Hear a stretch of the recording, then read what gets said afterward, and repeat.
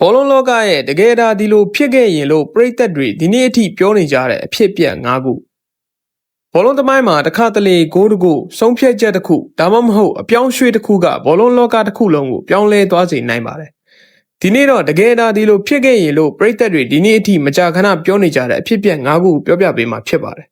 ခရစ္စတီယာနိုရိုနယ်ဒိုဒါအာဆင်နယ်ကိုရောက်ခဲ့ရင်2003ခုနှစ်မှာခရစ္စတီယာနိုရိုနယ်ဒိုကိုအာဆင်နယ်ကခေါ်ယူဖို့အရန်နီးစပ်ခဲ့ပါတယ်။ဒါပေမဲ့နောက်ဆုံးအချိန်မှာတော့မန်ချက်စတာယူနိုက်တက်ကကြားဖြတ်ခေါ်ယူသွားခဲ့တာပါ။တကယ်တော့အာဆင်နယ်ကိုရောက်ခဲ့ရင်ပရီးမီးယားလိဂ်သမိုင်းကရောရိုနယ်ဒိုရဲ့ဘဝကရောဒီနေ့မြင်နေရတာနဲ့တူအောင်မလား။ရိုနယ်ဒင်ဟိုဒါချက်ဆီကိုရောက်ခဲ့ရင်ချက်ဆီကရိုနယ်ဒင်ဟိုကိုအရန်လိုချင်ခဲ့ပေမဲ့သူကဘာစီလိုနာကိုပဲရွေးချယ်ခဲ့ပါတယ်။အဲ့ဒီဆုံးဖြတ်ချက်ကဘာစီလိုနာရဲ့ရွှေခေတ်အစကိုဖွင့်ပေးခဲ့တယ်လို့တော့ပြောကြပါတယ်။ချက်ဆီကိုဒါရောက်ခဲ့ရင်ဘောလုံးသမိုင်းဘယ်လိုပြောင်းလဲသွားမလဲ။မက်ဆီသာဘာစီလိုနာကနေမထွက်ခဲ့ရင်မက်ဆီကဘာစီလိုနာကိုစွန့်ခွာခြင်းခဲ့တာမဟုတ်ပါဘူး။ဒါပေမဲ့ဘန်နာရေးပြဿနာတွေကြောင့်အသင်းကိုမျက်ရည်နဲ့နှုတ်ဆက်ခဲ့ရတာပါ။တကယ်ဒါအဲ့ဒီပြဿနာတွေမရှိခဲ့ရင်ကမ်နျူးမှာမက်ဆီရဲ့နောက်ဆုံးနှစ်တွေကိုကျွန်တော်တို့မြင်ကွင်းရခဲ့မှာပါ။နေမာသာဘာစီလိုနာမှာပဲဆက်နေခဲ့ရင်2019ခုနှစ်မှာနေမာက PSG ကိုကမ္ဘာ့စံချိန်တင်ပြောင်းရွှေ့ခြင်းနဲ့ပြောင်းသွားခဲ့ပါတယ်။တကယ်ဒါဘာစီလိုနာမှာပဲဆက်ရှိနေခဲ့ရင်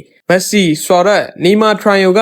ချန်ပီယံလိဂ်ဖလားတွေထပ်ယူနိုင်ခဲ့မလားဆိုတာဒီနေ့အထိပရိသတ်တွေညှင်းခုန်နေကြဆဲပါ။မာကိုရိုစ်တာဒန်ယာရီမရခဲ့ရင်မာကိုရိုစ်ကိုကြည့်ပြီးကံမကောင်းတဲ့ကစားသမားလို့ပြောကြသူတွေအများကြီးရှိပါတယ်။ဒန်ယာရီကြောင့်သူ့ရဲ့အကောင်းဆုံးအချိန်တွေဆုံးရှုံးခဲ့ရတာပါ။တကယ်ဒါဒန်ယာမရခဲ့ရင်ဘောလုံးဒီယောအတွက်မက်ဆီနဲ့ရိုနယ်ဒိုကိုပါစိန်ခေါ်နိုင်တဲ့ကစားသမားဖြစ်လာနိုင်တယ်လို့ပရိသတ်တွေတော်တော်များများကယုံကြည်ကြပါတယ်